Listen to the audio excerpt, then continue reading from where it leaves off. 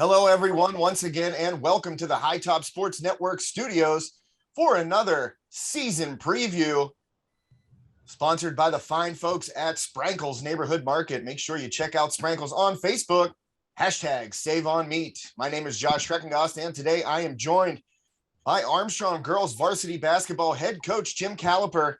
Coach, thanks so much for joining me today. Thanks for having me. It's an honor to be on with you. Really appreciate that. I'm going to jump right into it here. Kind of some, I don't want to say difficult circumstances for you coming into this job as the Riverhawks head coach, but kind of some unforeseen circumstances, and things happened very quickly.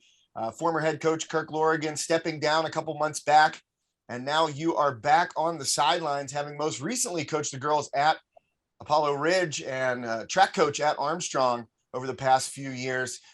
First off, give me your feelings. What's it like to be back on the sidelines coaching hoops?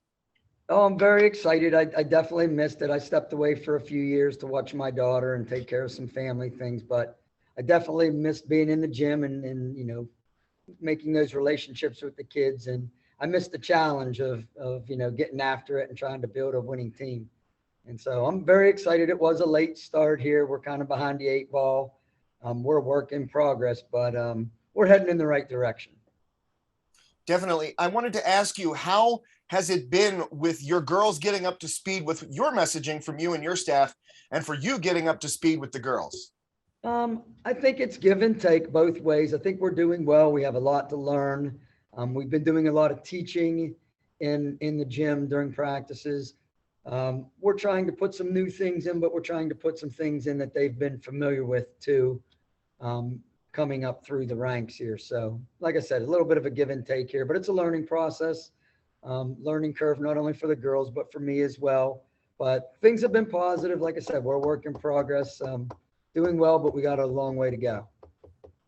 Yeah, a couple of seniors in that lineup, Aubrey Burns and Lane Miller, but a young core and a young scoring core, really, with Emma Paul and Kayla Fitzgerald. Talk about how your lineup is rounding into shape here as the season approaches. We're probably going to play anywhere from 7 to 9 girls, it looks like. I don't like to think of, having a set 5 as starters. Any one of those top 7 or 9 could start on any given night. But we definitely have some senior leadership. We have a nice mix of that, along with that youthful exuberance and talent and ability and being able to get after it and score the ball, like you said. But, building a team is putting all those pieces together. And that's where we're at right now. We have a lot of strengths on the team, but we're trying to mold it into one cohesive unit on both ends of the court, offense and defensively. And that's where we're at right now. Now, I want to talk a little bit about Emma Paul. Tremendous freshman year last year. Accolades after the season, school record in points for a game for Emma as a freshman. What have you seen improvement-wise from her on the court heading into her sophomore year? She's a tremendous player for sure. The thing that I've challenged her with early in practice here is to get others involved a little bit more. It's tough to carry that scoring burden by yourself. So I think as a team, we can be more effective if she distributes the ball. So I just challenged her to make others better and maybe be a little bit more vocal, maybe run the offense a little bit more herself. I want her to be an extension of me on the floor. I want her to be the floor general, the coach, so to speak, on the floor. And, we only had one scrimmage so far, and she did a wonderful job at that. But things kind of went our way during that scrimmage. We'll see what happens when things don't go our way and how she handles that little bit of adversity, and if she can stay positive, get other people involved and lead us to some wins. One thing that I noticed about the team last year, and it's not very common for an Armstrong girls team, is the size that you guys have. Fitzgerald listed at 6 foot, Sarai Weaver, 5'10", Callie Allensworth right there too. So a lot of size on your front court. Absolutely. And we're going to try to capitalize on that this year a little bit more. We want to get to the foul line a little bit more. We want to get the ball inside to the post. I think that will free up, the perimeter players a little bit more, maybe give Emma a little bit more breathing space. And we got Liv Yancey, we got Lane Miller, and we got Aubrey Burns, who can all shoot it pretty well from the outside. But we need to get it inside first and try to set up the outside game with that inside game. So we're definitely going to pound it inside early. Yeah, obviously a wacky year last year with the pandemic, not a ton of games played. You're going to get a regular season, a normal regular season, it looks like this year, and it starts with that tip-off tournament. How important is it to get out to a hot start at home in those opening tip-off tournament games? I always think it's important to get off to a fast start, but especially, getting hired so late in the season, putting some things in that I wanted to do along with some things that they've already, had moving forward. Um, it's tough. And our tip off is, it's going to be a very, very competitive tournament. Should be for some close games, but we have Punxsutawney, who I believe only lost one game last year. Butler is very good and returning a lot of starters. And then Knock is the fourth team, and they're very, very good as well. So it is important to get off to a good start, but we could be 2-0, we could be 1-1, we could be 0-2 after that tournament. And so I think, again, that's where we're going to see what we're made of right off the bat. And more so than wins and losses, I want to see the attitude. If we do lose both games to start, what happens then? Is there a little bit of a dissension among the ranks? Are we sticking together and going to work harder to move forward? And I think that's where you really find out what your team is made of. And I think that tip-off is going to be a great eye-opener for us to, be a measuring stick as far as where we're at talent-wise. But more importantly, what are we going to do when that adversity hits? That's what I'm anxious to see. Was that a conscious decision on your part to schedule such competitive teams because your section is so just over competitive? I'd like to say yes, but I had no hand in the schedule. So yeah, it was already set in stone, but I am all for playing good teams. I'll play anybody, anywhere. I think it's a good thing. I have the Coach Callipare philosophy. We're either winning or learning. There's no winning and losing. He believes in you're either winning the games or you're learning. And I believe that's what we're going to do. And playing those upper echelon teams puts us in that mindset right away. What have you seen so far in practice that has pleasantly surprised you about this team, or maybe something you feel like you guys really need to still work on? I see both. A lot of positives have been, again, for the most part, we've had good attitudes. I'm really impressed with some of the forwards and just their work ethic. Callie Allensworth, she just gets after it every day in practice, and I love the kid. Her hustle, her want to be there, make herself better and the team better. Same thing with Miss Weaver. She's working real hard.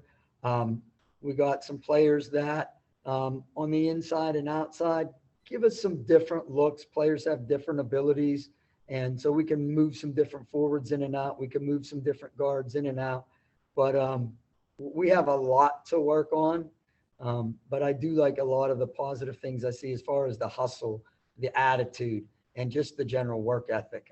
It is a good thing. But fundamentally is where we're at right now. We're just putting in some of our base stuff offensively and messing around with some different defenses. But like I said, we're trying to expose them to everything early, and then we'll figure out what we do well and adjust things on a game-to-game basis.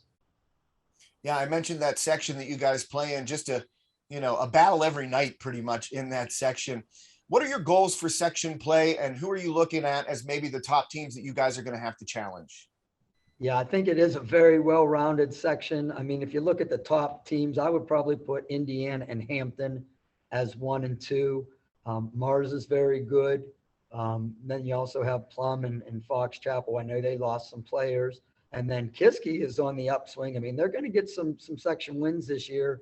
So we're going to have a battle each and every night in our section. We're not going to overlook anybody. We're going to be respectful of everybody. We're not going to be afraid of anybody. We're going to go at those top teams, and hopefully we can be among those. But we definitely want to be respectful of all those teams in our section and be prepared and ready to go when that ball's up in the air for that jump ball. One thing that pretty much every coaching staff at this level has to deal with in preseason are girls, maybe going on a state run as the volleyball team did, getting a little bit of a later start, getting into the gym. How has the conditioning been overall for your team? I think overall it's been very good. We've kind of eased into things. I went to a lot of the volleyball games and watched them and support them. I want them to win. I really believe that success breeds success.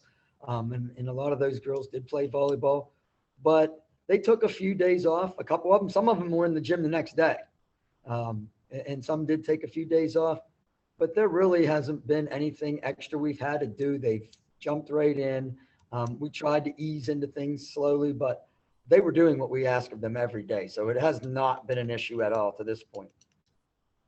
You mentioned, getting back to the sidelines, kind of that feeling of excitement to get back after a few years away, as you said, watching Jalen play her high school career and graduate.